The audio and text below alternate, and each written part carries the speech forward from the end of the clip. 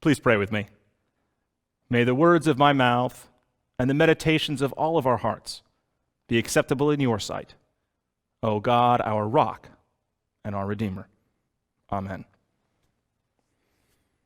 Last week, I preached on the calling of the disciples that we find in the Gospel of John.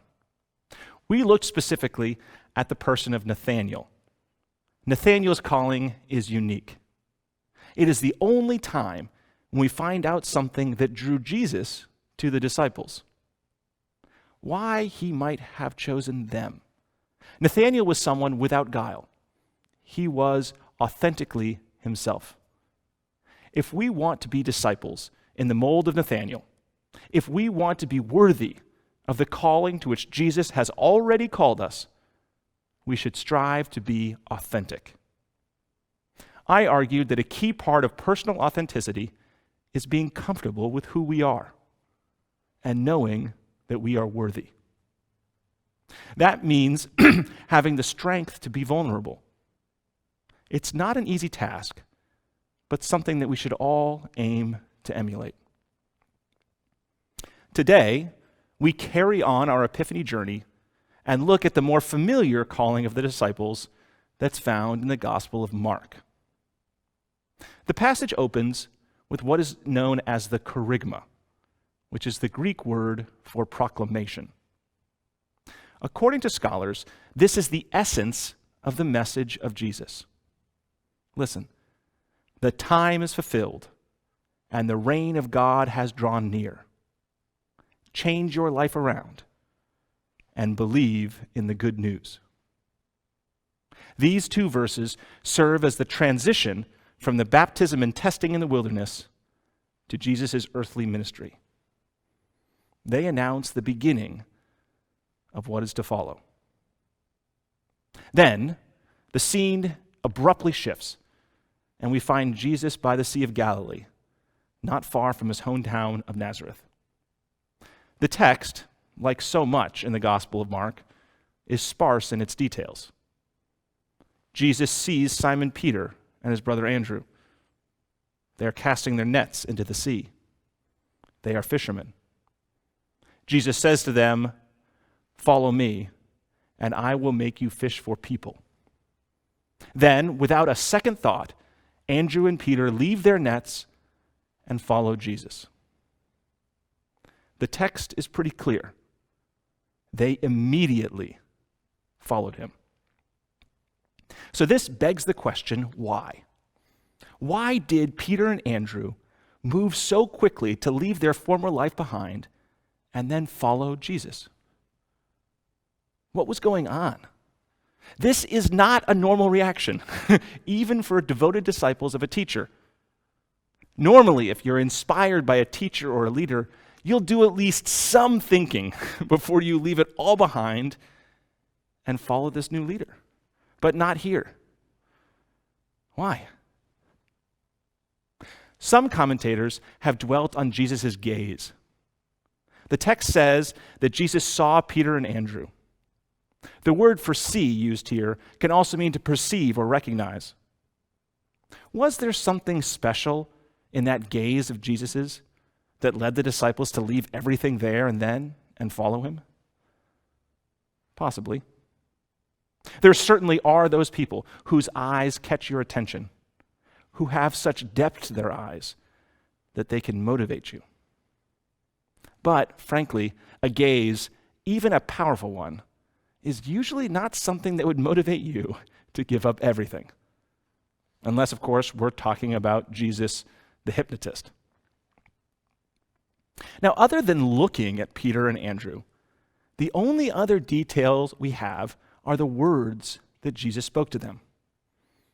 Jesus says, "Follow me, and I will make you fish for people." So that's why we should follow Jesus, right?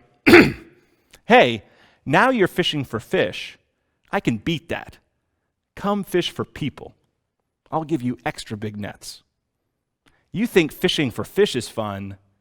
Just wait until you fish for people. This phrase is usually interpreted to mean, follow me, and you'll be gathering disciples together just as I am doing now. That is the big draw to follow Jesus. If you follow Jesus, you get to be first-class evangelists. You get the chance to bring more people to the faith. Now, that prospect, I know, is attractive to all of you. If there's one thing that would lead you to leave your old life behind, it is the prospect of being an evangelist. There is nothing you enjoy more than testifying about your faith to others. Now you get to fish for people. Maybe that is what we need to have on our website. Come to FCC, and we'll give you all the tracts you need to hand out to your coworkers and friends. We'll teach you how to ask people if they have committed their life to Jesus. I'm sure that Christian education class would be packed. Don't you think? Perhaps that wouldn't be the biggest selling point to follow Jesus. So, is that really what drew Andrew and Peter?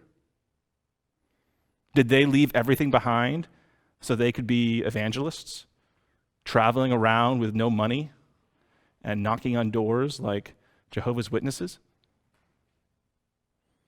This is where a closer look at the text can be illuminating. Literally, what Jesus tells them is, "Come now, after me, and I will make you to become fishermen for people." Jesus is not promising them the opportunity to fish for people. He is proclaiming that by following him, they will become new individuals, have a new calling. Whereas before, they were fishermen. Now, they will become fishermen for people. They will be changed by following him. But what might that mean? What does it mean to become a fisherman for people? Frankly, it makes little sense to think of this promise in the context of evangelism as we think of it. When Jesus first called Peter and Andrew, there was no church. Jesus didn't say, "I'm founding a church, and I need you to bring more people to fill the pews." Jesus was a Jew who was calling other Jews. Whatever fishermen for people means, it has to mean something that makes sense within a Jewish context.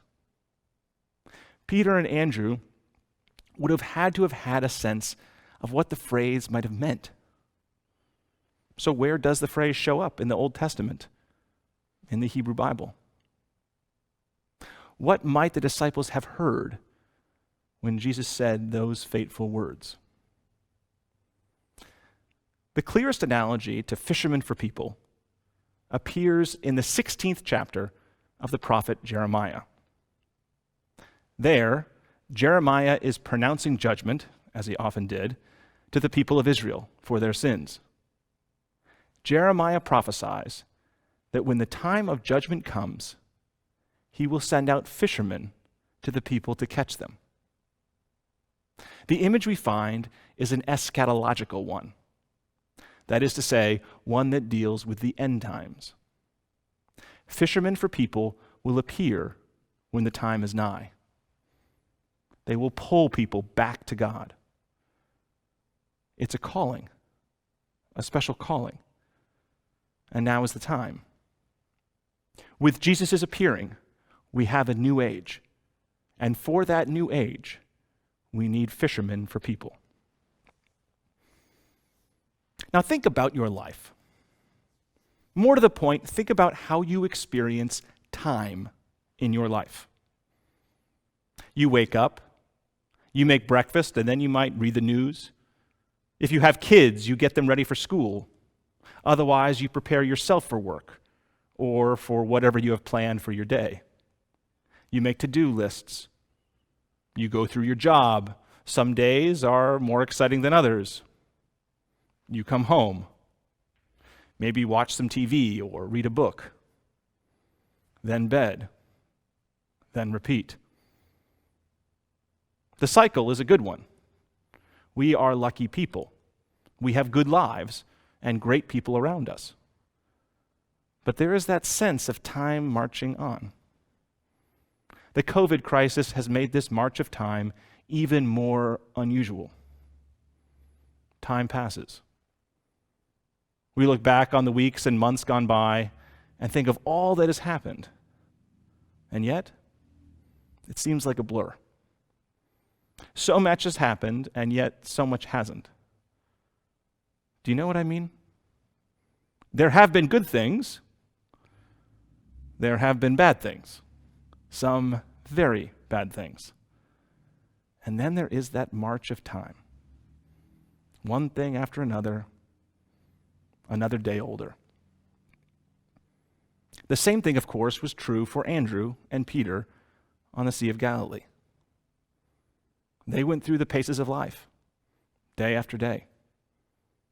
Up before dawn to go fishing.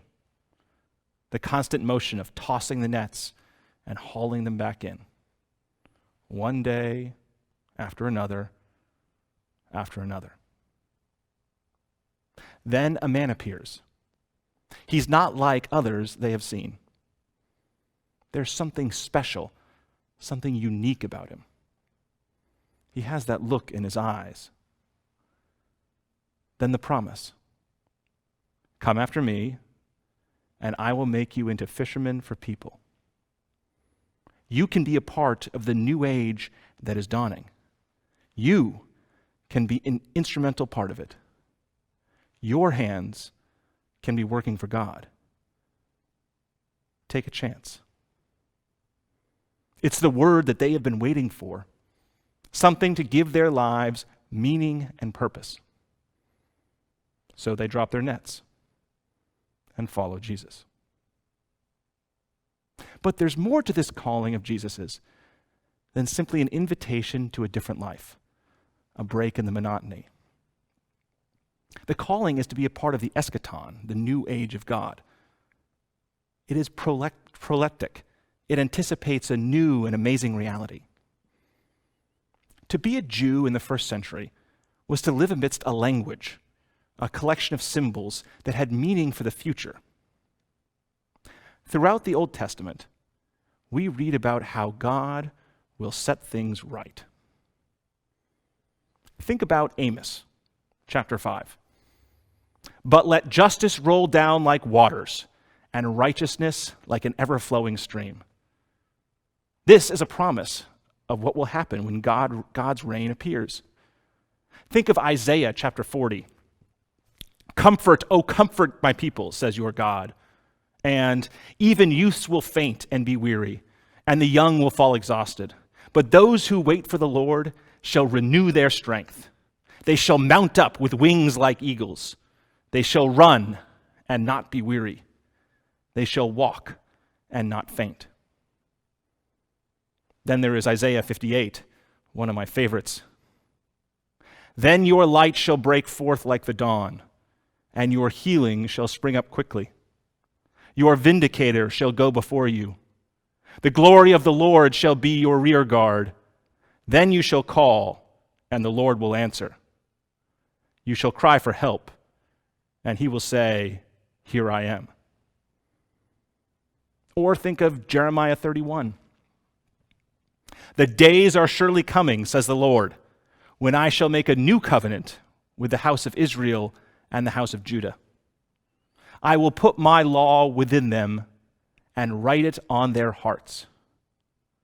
And I will be their God, and they shall be my people.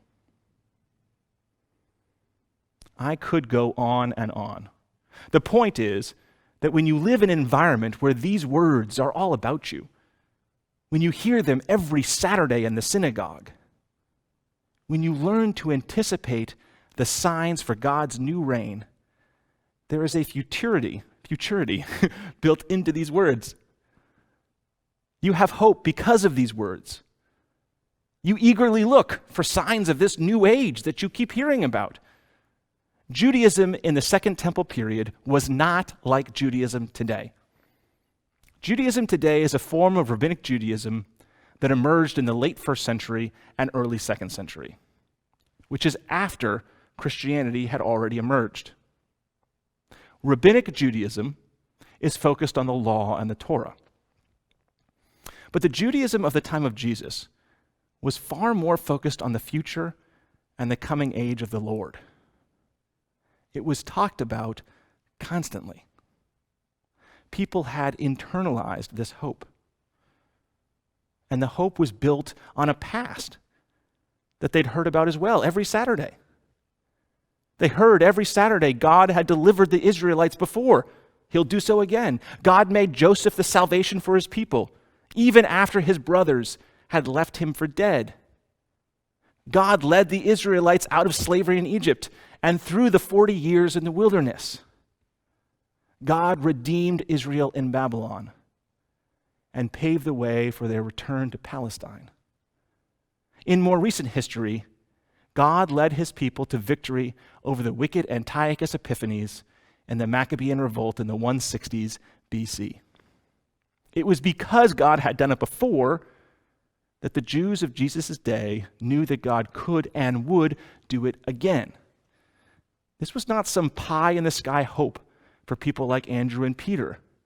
It was real, pregnant, anticipatory. It was the eschaton.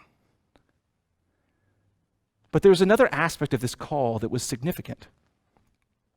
It was hopeful. It was proleptic. It anticipated a new future.